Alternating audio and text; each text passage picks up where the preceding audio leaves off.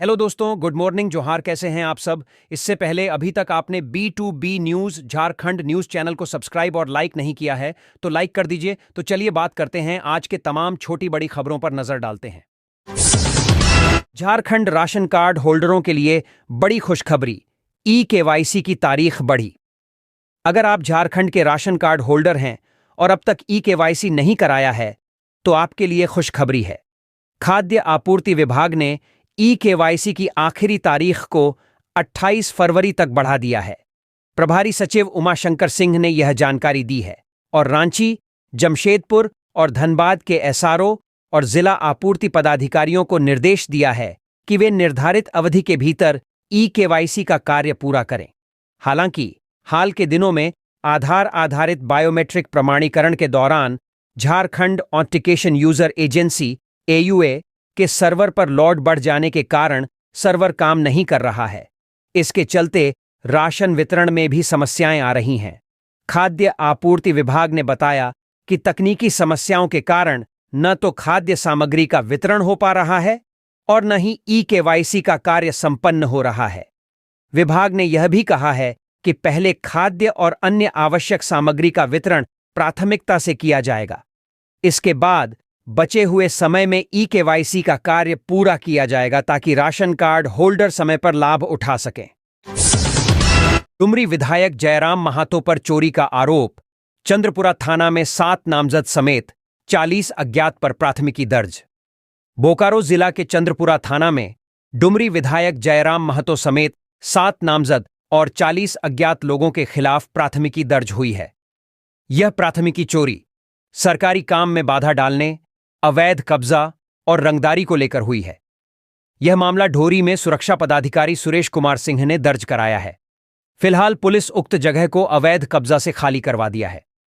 Police को दिए आवेदन के अनुसार बीते देर रात सूचना मिली कि D2 क्वार्टर में रहने वाले प्रशिक्षु कर्मचारियों का सामान हटाकर घर में अवैध कब्जा किया जा रहा था, जिसके बाद देर रात CCL के सुरक्षा पदाधिकारी समेत जिला पुलिस बल की टीम मौके पर पहुंची। इस दौरान विधायक जयराम महातो और पुलिस अधिकारियों के बीच तू मैं भी हुआ है, जिसके बाद पुलिस ने बल प्रयोग की भीड़ को तितर-बितर किया। अंधविश्वास के नाम पर बुजुर्ग को जलती चिता में फेंका, पुलिस ने शुरू की जांच। गुमला जिले के कोराम्बी गांव में अंधविश्वास के चलते एक दिल दहला देने वाली घटना घटी, जिसमें 60 वर्षीय बुजुर्ग बुद्धेश्वर उरांव को जलती चिता में झोंक दिया गया, जिससे उसकी दर्दनाक मौत हो गई। घटना के अनुसार गांव में एक महिला मंगरी उरांव की कुएं में फिसलकर डूबकर मौत हो गई थी। महिला के शव का पोस्टमार्टम कराकर परिजन गांव ले आए। फिर शाम में मृत महिला को अंतिम संस्कार के लिए ले जाया गया, जहां मृतक बुजुर्ग बुद्धेश्वर उरांव भी गए थे। उसी दौरान मृतका मंगरी उरांव का भाई झाड़ी उरांव, बेटा करमपाल उरांव सहित अन्य ने 60 वर्षीय बुजुर्ग बुद्धेश्वर उरांव को मारपीट कर जलती चिता में झोंक दिया। यह घटना तब सामने आई जब मृतक के परिवार ने उसे खोजा और गांव के कुछ लोगों ने घटना की पूरी जानकारी दी। परिवार के सदस्य जब मौके पर पहुंचे तो उन्होंने शव को जलती चिता में पाया और पुलिस को सूचना दी। घटना के बाद गुमला पुलिस तुरंत मौके पर पहुंची और जांच शुरू कर दी। रांची से फॉरेंसिक टीम को भी घटनास्थल पर बुलाया गया है। ग्रामीणों के अनुसार मृतक पूर्व में ओझामती का काम करता था और कई लोग उसे डायन बिसाही के शक में दोषी मानते थे, जिसके चलते यह हत्या की आशंका जताई जा रही है। पुलिस मामले की गंभीरता से जांच कर रही है और आरोपियों को गिरफ्तार करने की कोशिश कर रही है। बैंक में पैसा जमा करने से पूर्व पेट्रोल पंप कर्मी से 13 लाख छीना, CCTV कैमरे में चेहरा कैद। रातू थाना अंतर्गत कांठीटांड स्थित SBI बैंक के पास छिनतई की घटना सामने आई है। घटना गुरुवार दोपहर करीब 1 बजे की है। बाइक सवार 2 अपराधियों ने पैसों से भरा बैग छीनकर तिलता चौक की ओर भागे हैं। सूचना मिलने के बाद रातू थाना प्रभारी रामनारायण सिंह पुलिस बल के साथ मौके पर पहुंचे हैं। आसपास के लोगों से पूरे घटना मामले में पूछताछ की, लेकिन किसी ने कोई सही जवाब नहीं दिया।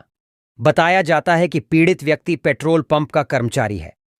दोपहर के समय पेट्रोल पंप का पैसा जमा करने के लिए SBI बैंक आया था, लेकिन बैंक परिसर में प्रवेश करने से पूर्व सड़क पर पैसों से भरा बैग छिना गया। बैग में पेट्रोल पंप का करीब 13 लाख रुपए सेल का पैसा था। इधर मामले की जांच के लिए पुलिस बैंक समेत आसपास इलाके में लगे सीसीटीवी फुटेज को खंगाल रही है। कैमरे में अपराधियों का चेहरा कैद हो गया है। पुलिस अपने गुप्तचरों की मदद से अपराधियों के बारे में जानकारी एकत्रित कर रही है ताकि जल्द से पूरे मामले का खुलासा हो सके। मोमेंटम झारखंड मामले में शिकायतकर्ता ने एसीबी से पूछा, अब तक कार्रवाई क्यों नहीं? जाने क्या है मामला।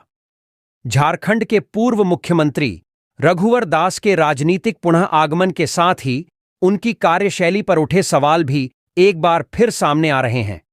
इस बार आरोप मोमेंटम झारखंड कार्यक्रम के आयोजन से जुड़े भ्रष्टाचार के आरोपों पर केंद्रित हैं। सोशल एक्टिविस्ट पंकज यादव ने सूचना का अधिकार आरटीआई के माध्यम से गुरुवार को भ्रष्टाचार निरोधक ब्यूरो एसीसीबी से पूछा है कि इस मामले में अब तक क्या कार्रवाई हुई है, क्या है पूरा मामला। यह मामला 9 जनवरी 2020 को जनसभा नामक संस्था के बैनर तले आयोजित मोमेंटम झारखंड कार्यक्रम से जुड़ा हुआ है, जिसमें 100 करोड़ रुपए के भ्रष्टाचार का आरोप लगा था। पंकज यादव ने पूर्व मुख्यमंत्री रघुवर दास, राजबाला वर्मा, सुनील वर्णवाल के रवि कुमार और अजय कुमार सहित अन्य व्यक्तियों पर जांच की मांग की थी। आरोप था कि इस कार्यक्रम के आयोजन में सरकारी पैसे का दुरुपयोग किया गया और विदेशों में रोड शो करने, फर्जी कंपनियों से एमओयू साइन करने और अपने करीबी लोगों को ठेके दिलाने में करोड़ों रुपए खर्च किए गए। इस मामले में एसीबी ने पहले प्राथमिक जांच पीई शुरू की थी और सीआईडी ने भी इस पर संज्ञान लिया था। पंकज यादव ने आरटीआई के माध्यम से पूछा है कि क्या रघुवर दास और राजबाला वर्मा को नोटिस जारी किया गया है और अब तक की जांच की रिपोर्ट क्या है। उन्होंने यह भी सवाल किया कि अब तक की जांच के आधार पर क्या कार्रवाई की गई है ताकि मामले को झारखंड हाईकोर्ट के समक्ष रखा जा सके। अब देखना यह होगा कि एसीबीज आरटीआई के जवाब में क्या जानकारी देती है और इस विवाद का क्या हल निकलता है। रघुवर दास ने निभाया वादा।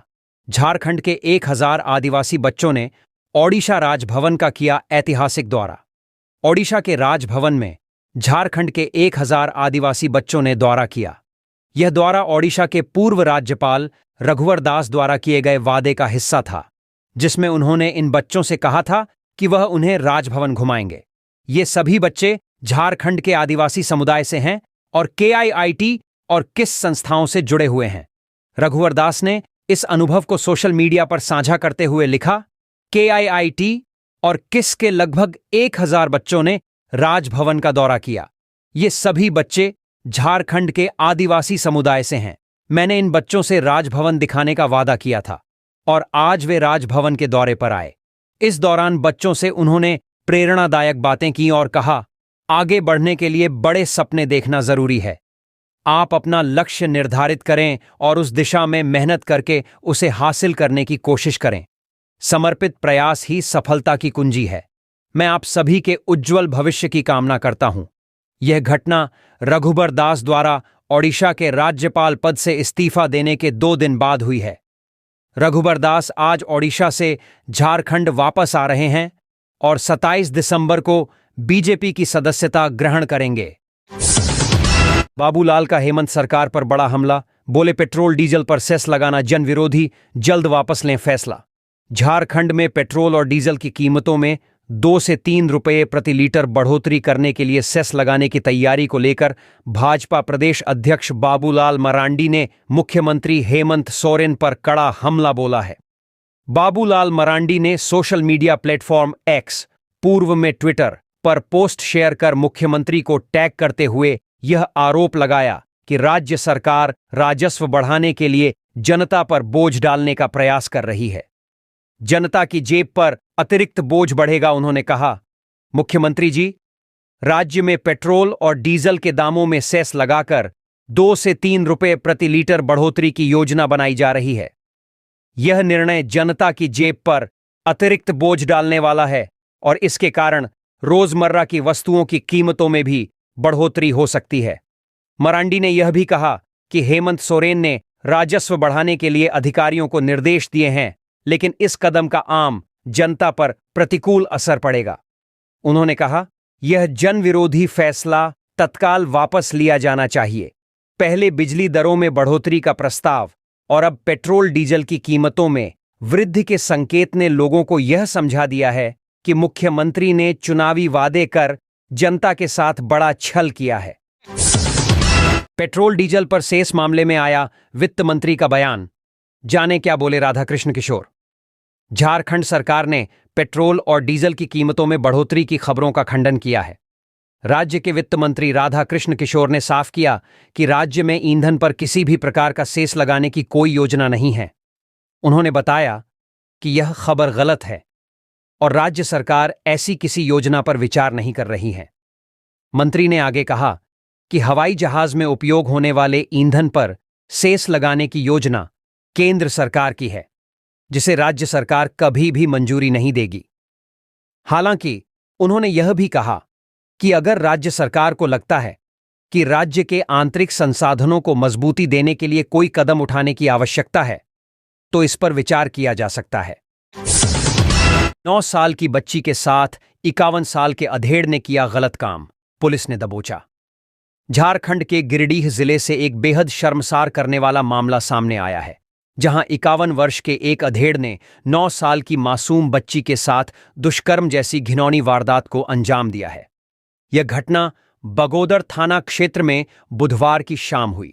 गुरुवार की सुबह सूचना पर पहुंची पुलिस ने पीड़िता को मेडिकल जांच व इलाज के लिए सदर अस्पताल भेजा। वहीं गांव छोड़ चुके आरोपी खेमलाल महातो को पड़ोस के गांव से पुलिस ने दबोच लिया है। फिलहाल पुलिस आरोपी को जेल भेजने की तैयारी में है। मामले में पूछताछ चल रही है। इस संबंध में पुलिस के समक्ष पीड़िता और उसकी मां ने पूरी कहानी बताई। उन्होंने कहा कि बुधवार की शाम मां दूसरे घर में काम करने गई थी। इस बीच अधेड़ आया और बच्ची को चॉकलेट खरीदने के लिए 20 रुपया देने के बहाने अपने कमरे में ले गया और यहीं पर दुष्कर्म की वारदात को अंजाम दिया। घटना के बाद आरोपी फरार हो गया। वहीं जब देर शाम मां घर पहुंची तो पीड़िता ने पूरी जानकारी दी। क्या कहती है पुलिस? मामले में थाना प्रभारी विनय कुमार यादव ने बताया कि बच्ची के साथ दुष्कर्म के मामले में प्राथमिकी दर्ज कर ली गई है। 9 वर्षीय पीड़िता को मेडिकल चेकअप के लिए सदर अस्पताल भेजा गया है, जबकि घटना के आरोपी 51 वर्षीय खेमलाल महतो को गिरफ्तार कर लिया गया है। आगे की कार्रवाई चल रही है। आरोपी को जेल भेजा जाएगा। आयोजित होने जा रहा 6 दिवसीय प्राकृतिक उपचार शिविर, रजिस्ट्रेशन की अंतिम तिथि 3 जनवरी। धनबाद।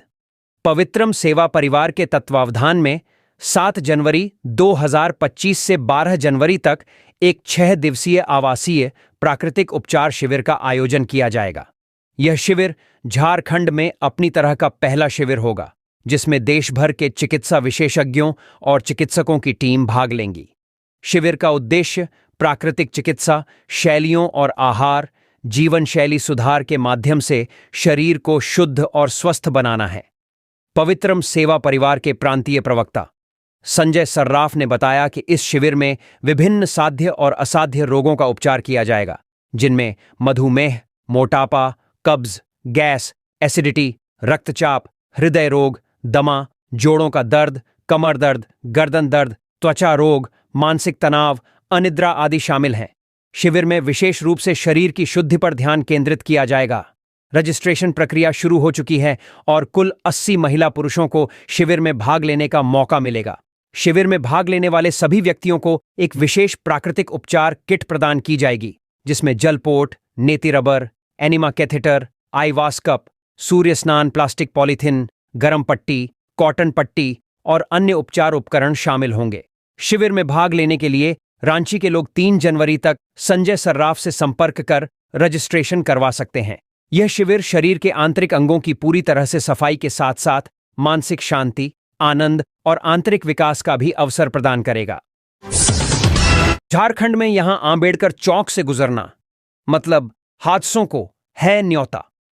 पाकुड़ जिला मुख्यालय स्थित अंबेडकर चौक और आसपास के इलाके में सड़क की स्थिति बेहद खराब हो गई है। चारों ओर धूल कण और प्राइवेट पत्थरों से सड़कें पट चुकी हैं, जिससे पैदल चलने और वाहन चलाने में काफी दिक्कत हो रही है। नगर परिषद केवल कागजों में ही काम कर रही है, जबकि सच्चाई यह है कि सड़कें जर्जर हो चुकी हैं और आम आदमी के लिए इन पर चलना मुश्किल हो गया है।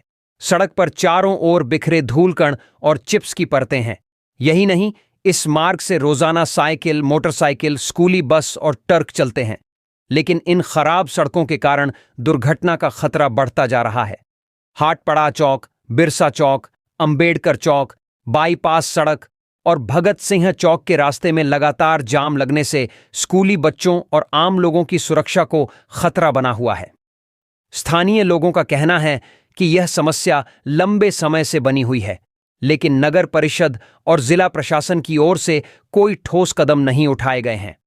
सड़क के बिखरे हुए चिप्स और धूल कण न केवल चलने में परेशानी पैदा कर रहे हैं, बल्कि यह प्रदूषण और स्वास्थ्य समस्याओं को भी बढ़ा रहे हैं। लोगों का कहना है कि जल्द से जल्द इन सड़कों की मरम्मत होनी चाहिए ताकि उन्हें राहत मिल सके। नशे में धुत होकर युवक चला रहे थे बाइक, भीषण सड़क हादसे में 4 की गई जान। सिमडेगा जिले के बोलबा थाना क्षेत्र से एक सनसनीखेज खबर है, जहां नशे में धुत बाइक सवार 2 युवकों ने रोड किनारे खड़े 2 लोगों की रौंदकर जान ले ली। साथ ही हादसे में बाइक सवार दानों युवकों की भी मौत हो गई। ये सड़क दुर्घटना मालसाड़ा वन दुर्गा के पास देर रात को हुई। पुलिस ने सभी मृतकों के शवों को कब्जे में लेकर आगे की कार्रवाई शुरू कर दी है। क्या है मामला? जानकारी के अनुसार कर्रामुंडा बिरंगा टोली निवासी गुलशन कुल्लू और कोमल डुंगडुंग सड़क के किनारे खड़े थे।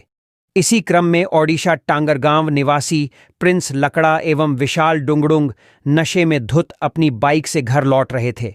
तभी सड़क किनारे खड़े गुलशन और कोमल को मोटरसाइकिल से धक्का मारते हुए खुद भी जा गिरे। दुर्घटना में चारों लोग गंभीर रूप से घायल हो गए, जिसके बाद सभी घायलों को इलाज के लिए सदर अस्पताल लाया गया, जहां चिकित्सकों ने सभी चारों को मृत घोषित कर दिया। घटना के बाद गुरुवार सुबह सदर अस्पताल में मृतकों के परिजनों की रोने की आवाज से कोहराम मच गया। पुलिस सभी मृतकों के शव को कब्जे में लेकर अग्रतर कार्रवाई शुरू कर दी है। मौके पर विधायक नमन बिक्सल कोंगाडी भी पहुंचे और स्थिति का जायजा लिया। साथ ही मृतकों के स्वजनों को हर संभव सहायता की सांत्वना दी।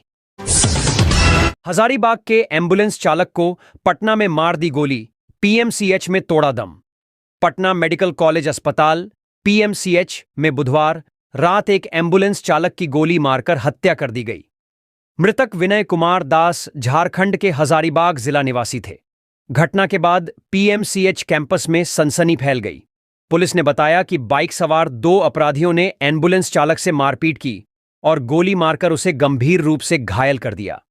घायल एम्बुलेंस चालक को आनन फानन में पीएमसीएच इमरजेंसी में ले जाया गया, लेकिन उसे बचाया नहीं जा सका। इस मामले में पुलिस ने बताया कि पहले से भी पीएमसीएच में एम्बुलेंस चालकों के बीच दलाली को लेकर दुश्मनी की बात सामने आती रही है। पुलिस सीटीवी फुटेज समेत कई चीजों के आधार पर छानबीन कर रही है। टाउन डीएसपी अशोक कुमार सिंह ने बताया कि घटना की जानकारी मिलते ही पुलिस मौके पर पहुंची और घटनास्थल का निरीक्षण किया। पुलिस ने बताया कि मामले की जांच की जा रही है और अपराधियों को जल्द ही गिरफ्तार किया जाएगा। इस घटना के बाद पीएमसीएच कैंपस में सुरक्षा व्यवस्था बढ़ा दी गई है। पुलिस अधिकारियों ने बताया कि घटना के पीछे की वजह का पता लगाने के लिए जांच की जा रही है। अवैध संबंध के चलते 40 वर्षीय बिरजू सिंह की ले ली जान, आरोपी गिरफ्तार। धनबाद के हरिहरपुर थाना क्षेत्र के हरिहरपुर गांव के 40 वर्षीय बिरजू सिंह उर्फ टिकला का शव बुधवार को पुलिस ने कोरकोट्टा गांव के पास एक दलदली खेत से बरामद किया। बिरजू सिंह पिछले 8 दिनों से लापता था। पुलिस ने हत्या का आरोप लगाते हुए कपिल ठाकुर को गिरफ्तार किया, जिसने हत्या करना स्वीकार कर लिया। इस मामले में पुलिस ने 4 लोगों पर हत्या का मामला दर्ज किया है। मृतक का 10 साल बाद जेल से बाहर आना था अहम पहलू। मृतक बिरजू सिंह इस साल सितंबर में 10 साल बाद जेल से बाहर आया था। वह मकसूद अंसारी हत्याकांड में शामिल था और जेल से बाहर आने के बाद कोरकोट्टा के रहने वाले अपने दोस्त कपिल ठाकुर के घर रहने लगा था। 18 दिसंबर से लापता बिरजू सिंह का शव पुलिस ने आरोपी कपिल की निशानदेही पर खेत से बरामद किया। आरोपी कपिल ठाकुर ने पुलिस को बताया कि मृतक का उसकी पत्नी के साथ अवैध संबंध था, इसलिए उसने उसे मार डाला। कपिल ने स्वीकार किया कि उसने बिरजू सिंह को रात में खेत ले जाकर चाकू से गोदकर उसकी हत्या की और शव को दलदली खेत में गाड़ दिया। बीड़ियों की मौजूदगी में हुई शव की खुदाई। पुलिस ने तोपचांची बीड़ियों एजाज हुसैन अंसारी की मौजूदगी में खेत की खुदाई कर शव निकाला। शव का बायां हाथ कटा हुआ था और पेट में धारदार हथियार से घाव थे, जिससे आंत बाहर निकल आई थी। इस दृश्य को देखकर स्थानीय लोग आक्रोशित हो गए और पुलिस से आरोपी को उनके हवाले करने की मांग करने लगे। पुलिस ने स्थिति को भांपते हुए आरोपी कपिल ठाकुर को तत्काल थाना भेज दिया। मृतक की बहन ने परिवार पर हत्या का आरोप लगाया। मृतक की बहन मालती देवी ने आरोप लगाया कि कपिल ठाकुर और उसके परिवार ने टिकला की हत्या की। उनका कहना था कि अगर टिकला ने कोई अपराध किया था तो उसे जेल भेजा जा सकता था, लेकिन हत्या क्यों की गई? बहन की शिकायत पर पुलिस ने कपिल ठाकुर, सुखदेव ठाकुर, काशी ठाकुर और लखी देवी के खिलाफ हत्या का मामला दर्ज किया है। हरिहरपुर थानेदार गिरधर गोपाल ने जानकारी दी कि यह हत्या अवैध संबंधों के कारण हुई थी और मामले में 4 लोगों के खिलाफ कार्रवाई की जा रही है। गुजरात से लाया गया झारखंड की पीड़िता का शव। वित्त मंत्री बोले, सख्त कानूनी कार्रवाई करेगी राज्य सरकार। पलामू। गुजरात के भरूच में दुष्कर्म के बाद मृत पलामू जिले के पांकी निवासी 10 वर्षीय नाबालिग का शव देर शाम पांकी लाया गया। यहां पीड़िता के अंत्येष्टि में झारखंड सरकार के वित्त मंत्री राधाकृष्ण, विधायक डॉक्टर शशिभूषण मेहता, पलामू डीसी शाशीरंजन समेत अन्य अधिकारी शामिल हुए। पीड़िता के परिवार को झारखंड सरकार की ओर से 4 लाख की सहायता राशि दी गई है। साथ ही पुनर्वास की व्यवस्था की जा रही है।